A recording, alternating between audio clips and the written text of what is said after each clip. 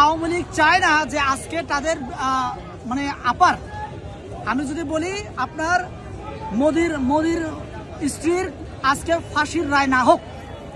এটা কে চায়? এটা চায় হচ্ছে আওয়ামী লীগ এবং ভারত চায়।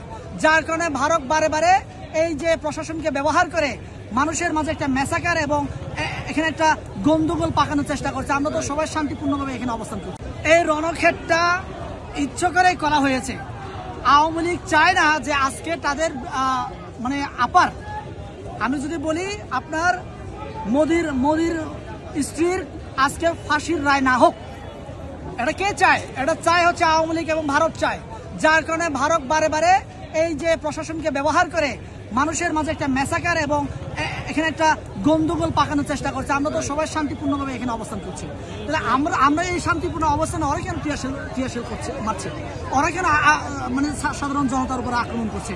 এই আক্রমণ করছে মানে সাধারণ জনগণকে, সাধারণ ছাত্রদেরকে উস্কে দিয়ে ওরা একটা প্রমাণ দেওয়ার চেষ্টা করতেছে না ওরা উশৃঙ্খল, ওরা এভাবে করার চেষ্টা করছে, মেসাকার করার চেষ্টা করছে।